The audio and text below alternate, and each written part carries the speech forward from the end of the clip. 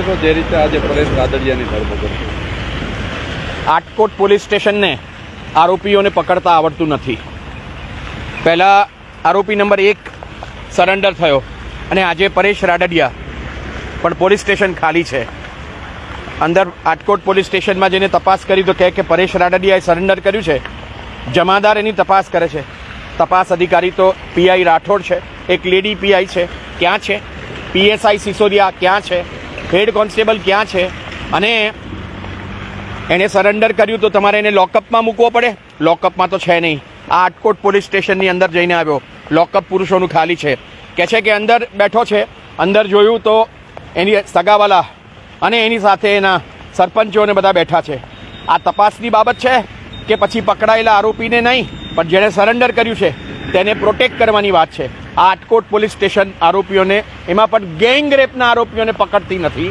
અને આરોપીઓ એક પછી એક સરેન્ડર થાય છે અને સરેન્ડર થયા પછી લોકઅપમાં પૂરવાની જગ્યાએ આરોપીઓને સ્પેશિયલ ટ્રીટમેન્ટ આપવામાં આવે છે. કહે છે કે એની પૂછપરછ થાય છે. પૂછપરછ શું કરવાની? એની પૂછપરછ તો આઈઓ કરે. પૂછપરછ કોઈ નીચેનો સામાન્ય કોન્સ્ટેબલ કે હેડ કોન્સ્ટેબલ ના કરે. પણ આ તપાસની કક્ષા અને આ આરોપીઓ સાથે પોલીસની મિલીભગત. એટલે જ કહું છું કે આ તપાસ ટ્રાન્સફર કરવી જોઈએ અને તત્કાલ ધોરણે આટકોટ પોલીસ સ્ટેશનના દરેક પોલીસ કર્મચારીઓની સામે પગલાં લેવા જોઈએ. આ જે છે મિલીભગત, 1 મહિના સુધી રાહ જોઈએ. એન્ટિસિપેટરી બેલ રિજેક્ટ થઈ અને કહે છે કે પરેશ રાદડિયાની સામે કોઈ પુરાવા નથી. દીકરીની એફઆઈઆર સ્પષ્ટ છે, 164નું સ્ટેટમેન્ટ સ્પષ્ટ છે અને અત્યારે સેશન્સ કોર્ટે જ્યારે એના એન્ટિસિપેટરી બેલ રિજેક્ટ કર્યા એની અંદર સ્પષ્ટ એની સામે લખ્યું છે કે એની સામે પ્રથમ દ્રષ્ટિએ કેસ બને છે અને એના પછી પરેશને પકડવાની જગ્યાએ પરેશ સરેન્ડર થાય છે. એની સાથે એના 4 માણસો છે અંદર. શું કરે છે? તમને અને મને, હું પીડિતા ગેંગરેપની વિક્ટીમનો એડવોકેટ આનંદ યાજ્ઞિક, મને નથી જવા દેતા અંદર. પણ એ રૂમની અંદર બીજા સામાન્ય માણસો ઊભા છે આરોપીની સાથે અને આરોપીનું રક્ષણ કરી રહ્યા છે. આ તપાસ ચાલે છે આટકોટ પોલીસ સ્ટેશનની અંદર કે આ મિલીભગતનો મોટો નમૂનો છે. શરમ આવી જોઈએ રાજકોટ રૂરલના એસપીને, ડીવાયએસપીને, પીઆઈ રાઠોડને અને આ આટકોટ પોલીસ સ્ટેશનને. આ શું કરી રહ્યા છો તમે? પરેશ રાદડિયાએ સરેન્ડર કર્યું, એના પછી શું એને ફૂલ દસ્તો આપવાનો? એને પથારીમાં બેસાડવાનો?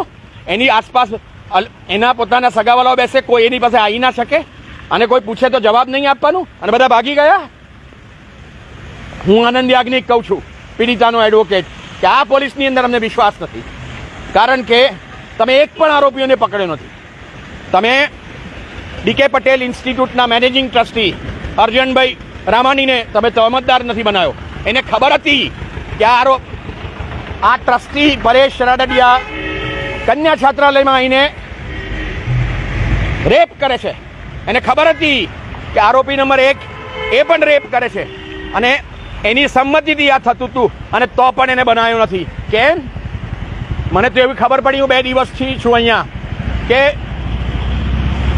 જસદણની અંદર અને આટકોટની અંદર બધા એ વાત કરે છે કે તમે આટકોટ પોલીસ સ્ટેશનની અંદર ગુના કરતા પહેલા પૈસા આપો એટલે પછી પીએસઆઈ સિસોદિયા અને બીજા પોલીસો તમારી સામે ગુનો નોંધતા નથી.